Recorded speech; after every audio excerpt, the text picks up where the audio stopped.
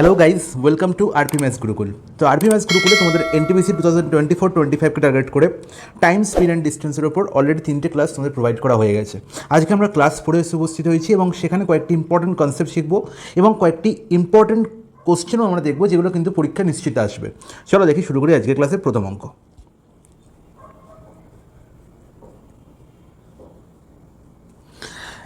দেখো, question number 8 অবধি আমরা লাস্ট ক্লাসে সলভ করেছিলাম। তো আজকে আমরা কোশ্চেন নাম্বার 9 থেকে শুরু করি। কোশ্চেন নাম্বার 9-এ কী বলা হয়েছে? A thief saw a policeman from a distance of 150 metre. খুব ভালো কথা। তাহলে 150 মিটার দূর থেকে পুলিশ কী করলো? দেখতে পেলো কাকে? না, চোরকে। স্বাভাবিক সেটাই হয় যে আগে চোর চুরি করে পালিয়ে যায়। এই যে 150 মিটার ডিস্টেন্স অলরেডি সে কভার করে ফেলেছে। কে? না, চোর। তাহলে যখন চোর এখানে, তখন পুলিশ এখান থেকে যাত্রা শুরু করলো। এবার কি দেখা গেল? না, চোরের স্পিড বলা হয়েছে কত? 13 কিমি পার আওয়ার। চোরের স্পিড কত? না, 13 কিমি পার আওয়ার। তার মানে প্রত্যেক ঘন্টায় চোর 13 কিলোমিটার করে ডিস্টেন্স কভার করে।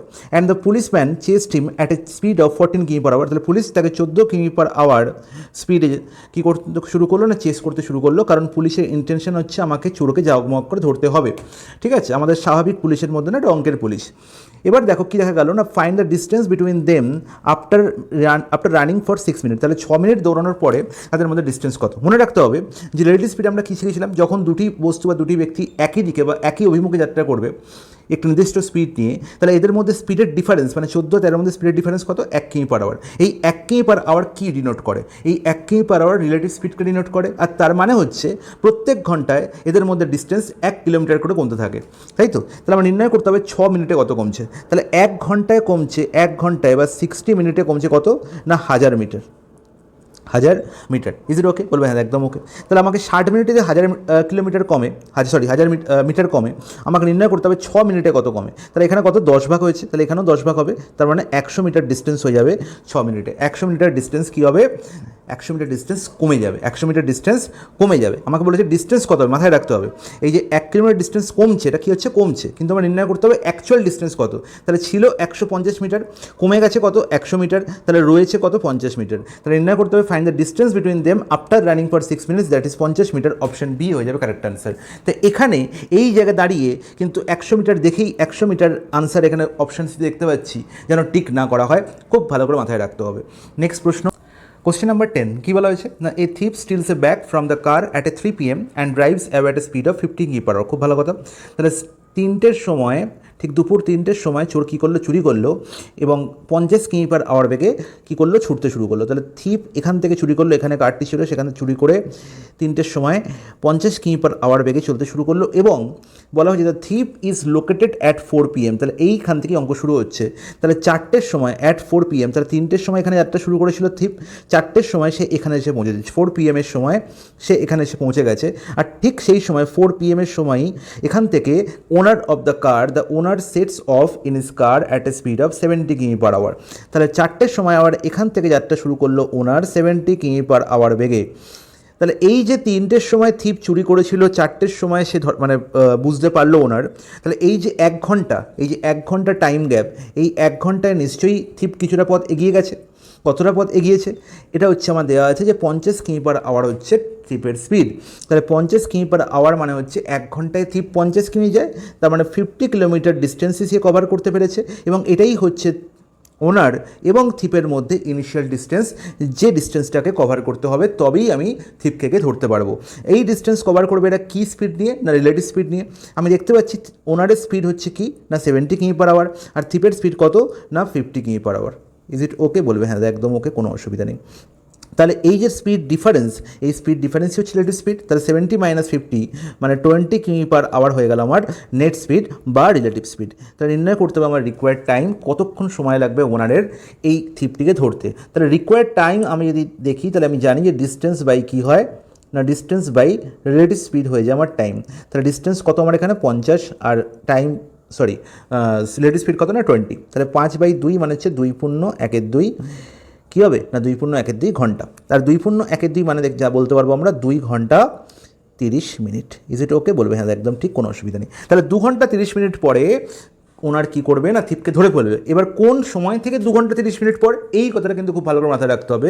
না যে সময় থিপ ডিসকভার হয়েছে, যে সময় ওনার বুঝতে পেরেছে যে জিনিস চুরি গেছে, সেই সময় থেকে, আর যে সময়ে ওনার কী করেছে যাত্রা শুরু করেছে থিপকে ধরার জন্য, সেই সময় থেকে 2 ঘন্টা 30 মিনিট, মানে 4টের পর থেকে 2 ঘন্টা 30 minute, that is 6:30 PM। Option A হয়ে যাবে আমার correct answer. Is it okay? বলবে হ্যাঁ একদম ওকে, কোনো অসুবিধা নেই। খুব ফেমাস একটি টাইপ এবং এই টাইপের প্রশ্ন কিন্তু পরীক্ষায় আসেই।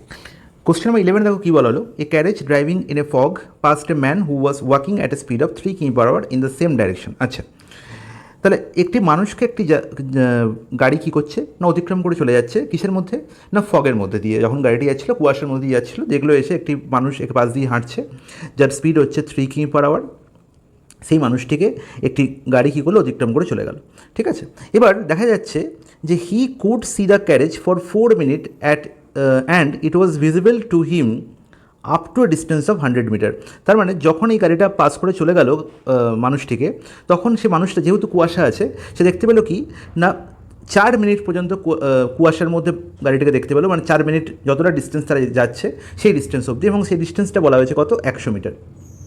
তাহলে 100 মিটার ডিস্টেন্স অবধি গাড়িটিকে দেখতে পেলো সেই মানুষটি। কিন্তু যেহেতু এখানে দুজনেই মুভিং, ঠিক আছে, গাড়িটিও মুভিং এবং মানুষটিও মুভিং, মানুষটির স্পিড বলা হয়েছে কত 3 কিমি/আওয়ার, আর গাড়িটির স্পিড আমি জানি না, আমি ধরলাম x কিমি/আওয়ার।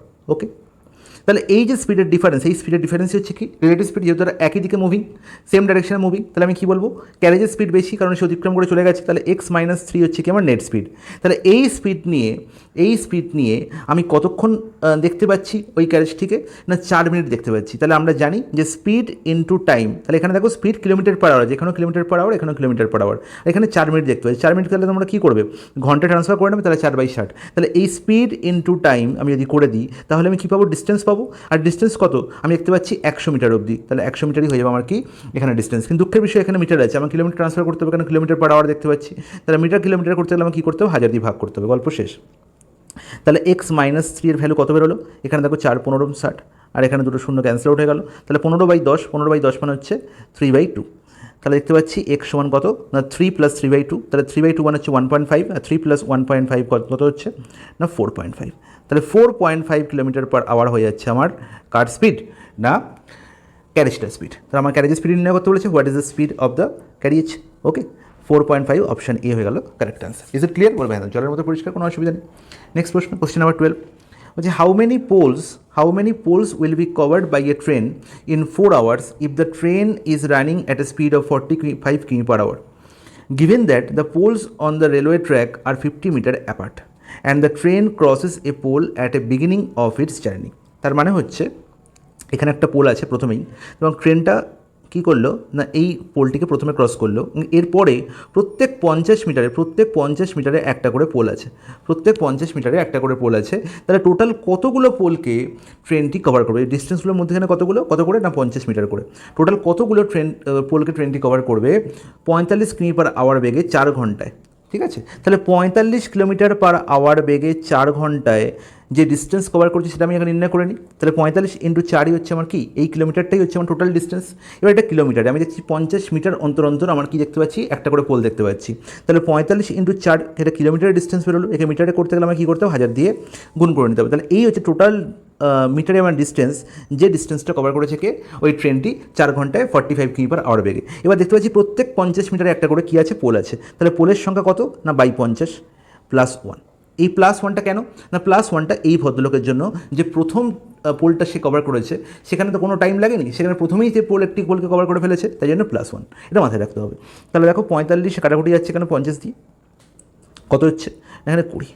ঠিক আছে, তাহলে 45 × 4, 45 × 4 মানে 180, এখানে হচ্ছে 3600 + 1 মানে হচ্ছে 3601টি পোলকে সে কভার করছে। অপশান কত option D will be the correct answer. খুব ভালো করে মাথায় রাখতে হবে যে এই +1টি কিন্তু আমাকে যোগ করতেই হবে, নাহলে কিন্তু বিশাল বড় একটি ভুল হয়ে যাবে। নেক্সট প্রশ্ন, কোশ্চেন নাম্বার 13, খুব ভালো একটি প্রশ্ন। কোশ্চেন নাম্বার 13 বলা হয়েছে A B and C all start their journey from the same place and all 3 follows the same route. আচ্ছা, তাহলে এ বি আর সি একই পয়েন্ট থেকে যাত্রা শুরু করেছে, খুব ভালো কথা। এবার কি বলা হলো যে A travels at a speed of 60 কিমি/আওয়ার, বি এর স্পিড বলা হয়েছে 75 কিমি/আওয়ার, আর সি এর স্পিড বলা হয়েছে 80 কিমি/আওয়ার। A starts the journey 5 hours before B does. তাহলে বি শুরু হওয়ার 5 ঘন্টা আগে এ কিছুটা পথ এগিয়ে গেছে। তো ধরলাম এ এই পথটা এগিয়ে গেছে, তাহলে যখন এখানে এ, তখন সাপোজ বি এখান থেকে স্টার্ট করছে। ওকে, তাহলে এর স্পিড কত বলা ছিল না 60 কিমি পার আওয়ার। ওকে, তাহলে 60 কিমি পার আওয়ার যদি এর স্পিড হয়, তাহলে 5 ঘন্টায় সে কতটা পথ এগিয়েছে? তাহলে 60 ইন্টু 5 করলে কত? 300 কিলোমিটার। তাহলে 300 কিলোমিটার পথ অলরেডি এ এগিয়ে গেছে। এবার কি বলা হলো? ই B and C both overtake A at the same instance. ঠিক আছে, মানে একই সঙ্গে বি আর সি কী করছে? একে ওভারটেক করছে। Okay, well enough. এবার কি বলা হলো না how much time after A did C start the journey. তাহলে এ শুরু হওয়ার কতক্ষণ পরে সি যাত্রা শুরু করেছিল। ওকে, তাহলে দেখো আমি আগে সিকে নিয়ে কাজ করবো না, আমি আগে বিকে নিয়ে কাজ করি। তাহলে এ যেহেতু 5 ঘন্টা আগে যাত্রা শুরু করেছিল বি এর, তাহলে এ অলরেডি 300 কিলোমিটার পথ তখন চলে গেছিলো। তাহলে ঠিক কত সময় পরে বি একে ওভারটেক করবে আগে সেটা নির্ণয় করি। তাহলে আমি দেখতে পাচ্ছি আমার ডিস্টেন্স কভার করতে হবে বিকে 300 কিলোমিটার। স্পিড কীরকম স্পিডে? রিলেটিভ স্পিড, কারণ দুজনেই এখানে চলমান। এর স্পিড কত? 60 কিমি পার আওয়ার। বি এর স্পিড কত? না 75 কিমি পার আওয়ার। তাহলে বি এর স্পিড বেশি, তাহলে দুজনকার স্পিডের ডিফারেন্সই হবে কি? এদের রিলেটিভ স্পিড, কারণ এরা একই দিকে ধাবমান, তাই তো, অভিমুখ একই দিকে। তাহলে 75 minus 60 that is 15 kilometre per hour বেগে বি কী করবে? একে ওভারটেক করবে। তাহলে ঠিক কত সময় ওভারটেক করবে? দুজনকে 20 ঘন্টায় ওভারটেক করবে। তাহলে এই 20 ঘন্টায় তো আর এ থেমে নেই, সে তো যাত্রা করছে। তাহলে 20 ঘন্টায় এ কতটা পথ এগিয়ে যাবে? না 20 ঘন্টায় এ আরও 60 into 20 and that is 1200 kilometre পথ আরও এগিয়ে যাবে। বলবে হ্যাঁ একদম ঠিক, এতে কোনো অসুবিধা নেই। তাহলে এই যে 1200 আর এখানে 300, টোটাল 1500 কিলোমিটার পথ কী হবে? না এ এগিয়ে গেছে। তাহলে সিকে যদি একে ওভারটেক করতে হয়, তাহলে এই 1500 কিলোমিটার পথই তাকে ওভারটেক করতে হবে, হ্যাঁ কি না? বলবে হ্যাঁ একদম ঠিক। তাহলে সি এর কত টাইম লেগেছিল এই 1500 কিমি পথ যেতে? দাদা সি এর আমি জানি বেগ 80 কিমি পার আওয়ার। তাহলে সি এর টাইম লেগেছিল, ডিস্টেন্স বাই স্পিড করে দিন। তাহলে 1500 বাই 80, কাটাকুটি হচ্ছে, কাটাকুটি আরও হচ্ছে, 2 দিয়ে এখানে 75 আর এখানে 2 দিয়ে হচ্ছে 4। 75-এর 4 মানে হচ্ছে 4 18 72, 18 পূর্ণ 3-এর 4 ঘন্টা। ইটস নট ইট। বলবে হ্যাঁ একদম ঠিক। তাহলে 18 পূর্ণ 3-এর 4 ঘন্টা মানে হচ্ছে 18 ঘন্টা, আর এদিকে হচ্ছে তোমার কত না 3-এর 4 ঘন্টা মানে হচ্ছে এখানে 45 মিনিট। তাহলে 18 ঘন্টা 45 মিনিট লেগেছিল সি এর এই 1200 আর 300 1500 কিলোমিটার কভার করতে। ওকে, তাহলে কতক্ষণ আগে এর সি স্টার্ট করেছিল?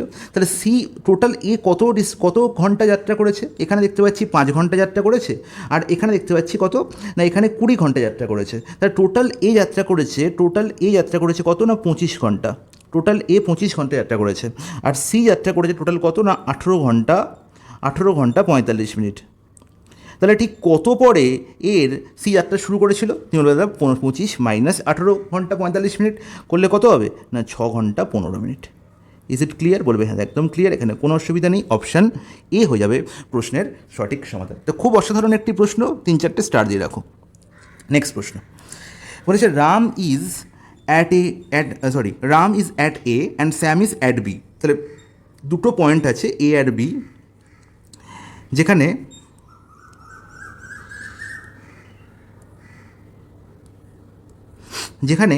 এ পয়েন্টে বসে আছে কে না রাম, আর বি পয়েন্টে বসে আছে কে না বি পয়েন্টে বসে আছে Sam. Okay, they proceed towards each other simultaneously after meeting each other. আচ্ছা, তাহলে তারা পরস্পর অভিমুখে যাত্রা শুরু করেছে। তাহলে এ এখান থেকে এলো, বি এখান থেকে এলো, এবং তারা একটা পয়েন্টে এসে মিট করলো। এটা হচ্ছে তাদের মিটিং পয়েন্ট সাপোজ। ঠিক আছে, এই পয়েন্ট থেকে বি তার বাকি ডিস্টেন্স কভার করলো এবং এ তার বাকি ডিস্টেন্স কভার করলো। ওকে, সেই টাইমটা আমার দেওয়া আছে। After meeting each other in the way Ram takes 2 hour to reach B and Sam takes 8 hour to reach A. তাহলে রামের লাগছে কত না রামের লাগছে 2 ঘন্টা। তাহলে রামের লাগছে কত 2 ঘন্টা, আর শ্যামের লাগছে কত না 8 ঘন্টা to reach B and A. If the speed of the Ram is 40 কিমি per hour the speed of Shyam. আমি ডাইরেক্ট মনে রাখবো মিটিংয়ের পরের কনসেপ্ট, এটা হচ্ছে মিটিংয়ের পরের কনসেপ্ট। এক্ষেত্রে speed of Ram by speed of Shyam is equal to root over of, মনে রাখবো after meeting time taken by, এখানে উল্টো, এখানে দেখো রাম বাই শ্যাম আছে, আমি কী করবো Shyam by Ram. After meeting time taken by কে? Time taken by Shyam by time taken by Ram. Is it clear? Direct formula এবং ডাইরেক্ট আনসার। তাহলে speed of Ram by speed of Shyam is equal to কী হবে না root over of time taken by Sam after meeting, time taken by Sam after meeting, time taken by Ram. আচ্ছা বলো যে after meeting time taken by Sam কত? 8 ঘন্টা। দেখো এখানে বলা আছে Sam takes 8 hour to reach A. Okay, তাহলে রুট ওভার অফ 8 বাই কত না 2, তার মানে কত 4/1, তার মানে হচ্ছে 2/1 আলটিমেট, তাই তো? তাহলে এবার দেখো আমার বলা আছে কি স্পিডের রামের স্পিড আর স্যামের স্পিডের মধ্যে একজনকার স্পিড দেওয়া আছে রামের স্পিড কত দেওয়া আছে 40, তাহলে 2 এর ভ্যালু কত গো 40 কিলোমিটার পার আওয়ার। তাহলে আমার নির্ণয় করতে হবে কার ভ্যালু? 1 এর value, that is 20 kilometre per hour. তাহলে আমি স্যামের স্পিড পেয়ে গেলাম কত 20 কিমি পার আওয়ার, অপশন সি হয়ে যাবে correct answer. Is it clear? বলবে হ্যাঁ জলের মতো পরিষ্কার, কোনো অসুবিধা নেই। নেক্সট প্রশ্ন, A and B started moving at the same time towards each other from the point X and Y respectively after meeting on the way. After meeting concept, A and B took 5.4 hours and p hours respectively to reach y and x respectively. If the speed of b is 50% more than that of a, then what is the value of p? ওকে, তাহলে এখানে পরিষ্কার বলা আছে। তাহলে এখানে দেখো দুজন ব্যক্তি আছে এ অ্যান্ড বি। ওকে, তাহলে speed of A by speed of B, speed of কি বি ইজ ইকাল টু কি না root over of time taken by B by time taken by A. Okay, তাহলে এখানে দেখো পরিষ্কার বলেছি the speed of B is 50% more than that of A, তাই তো? তাহলে আমি বলবো যে যদি এর স্পিড হয় 50% বেশি, মানে 50% ফ্র্যাকশন ভ্যালু তুমি করে নিতে পারো। 50% ফ্র্যাকশন ভ্যালু কত? হাফ, তাই তো? তার মানে যদি এর স্পিড 2 হয়, যদি এর স্পিড 2 হয়, আমি বলবো বি এর স্পিড কত 50% বেশি, মানে 1 বেশি, মানে বি এর স্পিড হচ্ছে 3। তাহলে 2/3 হয়ে যাবে দ্য স্পিড রেশিও। এটুকু বোঝা গেছে? আবার বলছি দেখো, if the speed of B আগে আছে, কার সঙ্গে তুলনা করা হচ্ছে? এ এর সঙ্গে। তাহলে 50% এখানে ফ্র্যাকশন ভ্যালু কী দেয় না হাফ। তার মানে যদি এখানে এর স্পিড 2 হয়, বি এর স্পিড 1 বেশি, তাহলে 1 বেশি মানে কত 3, তাহলে বি এর স্পিড যদি 3 হয় তাহলে এর স্পিড হচ্ছে কত 2, এর স্পিড কত 2, এটা আমার মাথায় রাখতে হবে। তাহলে পেয়ে গেলাম এ আর বি এর স্পিড রেশিও। আর এখানে টাইম তো দেখতে পাচ্ছি দেরি আছে। দেখো বলা হয়েছে যে after meeting on the way A and B took 5.4 hours and p hours, তাহলে এ লাগছিল কত 5.4 আর বি এ লাগছিল কত পি, তাহলে root over P by 5.4। Is it okay? বলবে হ্যাঁ একদম কোনো অসুবিধা নেই। এবার দেখো কাটাকুটি আমি যদি কাটাকুটি করে দিই বা কাটাকুটি না করে আমি বোথ সাইডে কি হোল স্কোয়ার করবো, তাহলে P by 5.4 is equal to আমি কী বলবো, এদিকে হোল স্কোয়ার করলে 4/9, আর এখানে দেখো কাটাকুটি আছে 0.6, তাহলে আমি বলতে পারি যে পি এর ভ্যালু কত হলো 0.6 × 4 and that is 2.4, option C হয়ে যাবে correct answer. Is it clear? বলবে হ্যাঁ জলের মতো পরিষ্কার, এখানে কোনো অসুবিধা নেই।